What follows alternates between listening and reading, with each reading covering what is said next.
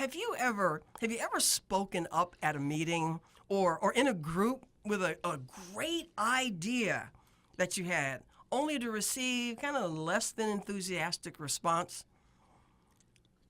Perhaps maybe it's the way that you communicated the idea. I know I've mentioned things in meetings, especially in the corporate world, and people say, "Oh, okay," and then somebody else says that exact same thing, and it's, "Yes, let's do that." Well, that frustration pops up every now and then throughout life. And so I invited a friend of mine and a coaching colleague, Renee Canali, who is also a member of my Idea Mind Team Mastermind group, to share a technique that she uses to enhance how we convey messages, how we share our ideas, and she uses it with us in our mind teams too. So Renee, welcome to the show. Thank you. I'm glad to be here. So I'm going to jump right in to see if we can answer that question about how can we, what kind of a technique do you suggest to us in our group to enhance how we communicate with each other? Well, I'm going to use one of the things that you do very effectively to start this conversation. And that is to kind of take the pulse of the room. Just to kind of engage a little bit with, how are you all doing? How's everybody feeling or whatever? It gives you a feeling for where other people are. Okay, in training we call that a check-in. Okay. So do a little check-in. Some people are very good intuitively about reading a room. Some people need that verbal. It's good if you can do both. When you do that, one of the things that you're actually trying to learn is what attitudes, if you will, what walked in the room. Are people, are they tired at the end of the day? Do they have pressing, deadlines or whatever? Are people pretty eager and aware? It's going to affect what you say to them and how they hear it. Okay. So if you walk in and you're talking to somebody or, to the group, and you're getting a wide variety of responses, it's because the people out there are in different spaces. Okay. Now, scientifically, we check in and check out every 7 seconds. 7 seconds? Whoa. Yes.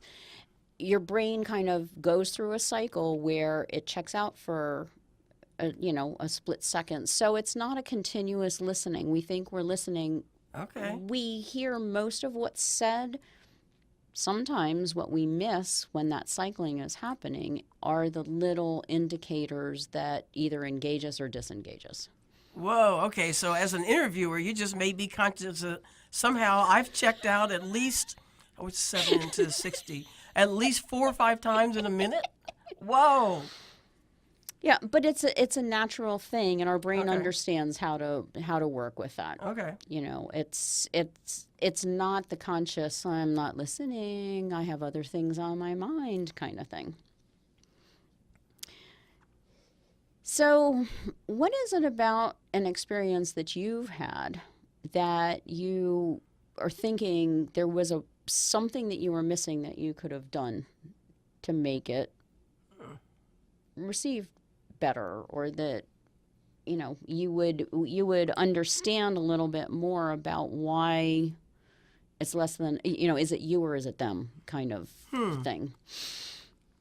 So if I owned some of that, it's having stuff on my mind. It's coming in with, okay, I got to make sure I watch the time. I got to make sure I get a message at 3:00. I have to make sure let me make sure I remember to do such and such when I leave here, and instead of writing it down so I don't forget and I can get it out of my head. It is sometimes something just happened. Somebody cut me off, and I almost had that accident, and I'm still when I walk in, and so I'm not quite ready, or and I'm gonna walk right in, sit right down. I'm not there yet. I'm still ticked off. So I don't know some of that. If I own some of that, sometimes it's just they're boring, and I've checked out. Yeah, yeah. And does it make a difference about the kind of setting that you're in? Because, I mean, we're talking about, are we talking Yes. about presentations? Are we talking about, conversations? Are we talking about a group, synergy? It makes a difference of what's happening. Yeah, when we're in our mind teams, it's like, okay, I'm here to serve and receive, and so the attention is better. In this environment, I'm going extra focus to make sure I'm hearing and writing down because it's something I want to ask next, but I don't want to jump ahead of the question. If it's when a manager calls you in and says, "I want to talk to you for a minute," all of a sudden the principal's office comes into play, Yep. and you check out like, "Oh gosh, I'm in trouble," Right. and I don't hear the first. Right.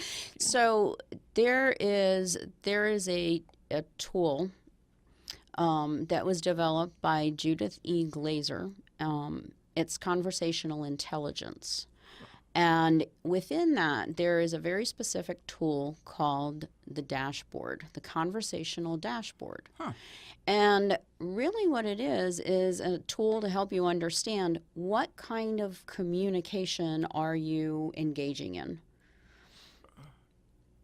2 levels, okay? So if you are in a presentation, it's more, let me tell you something, and then you can ask me questions. Okay.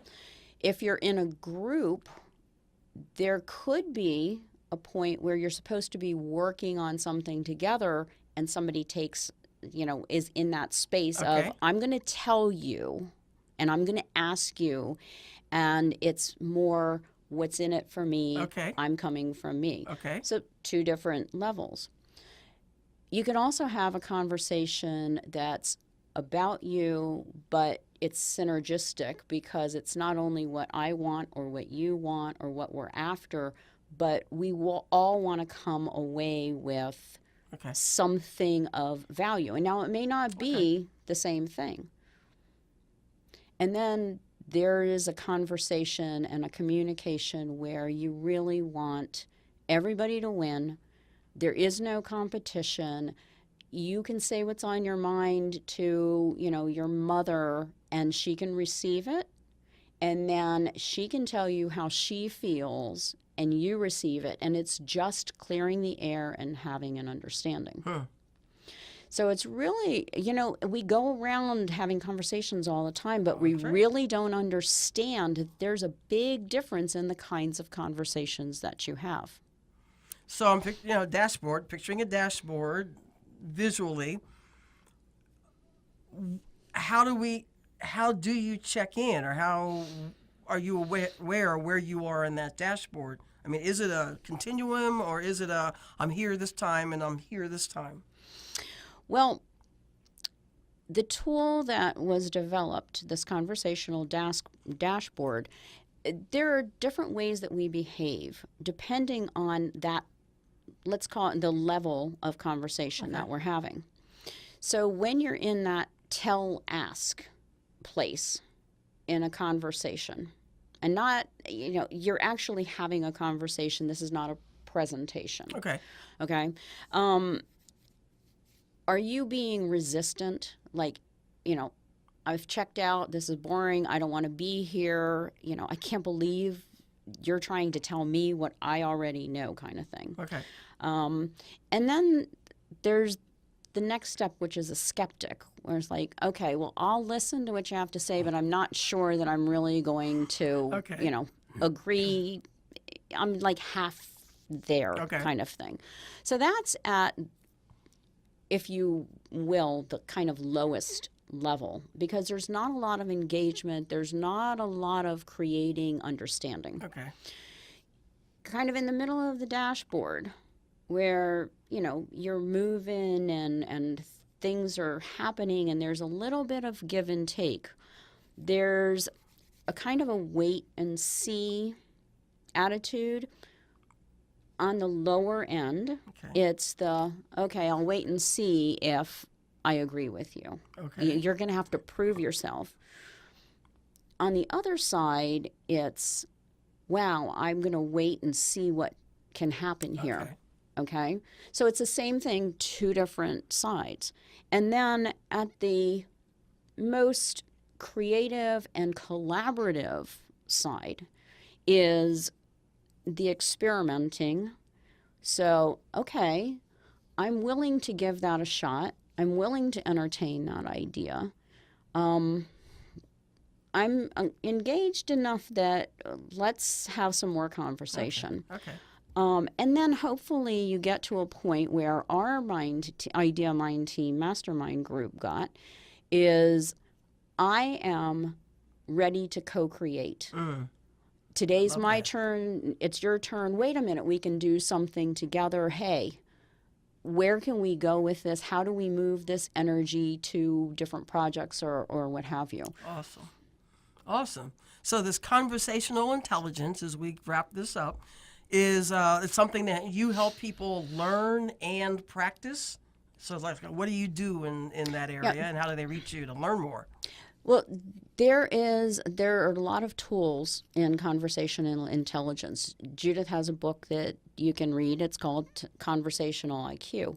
I use those tools with clients to help them understand how to move through a conversation, understand why things aren't hitting people right, what you can do to move some of the bad mojo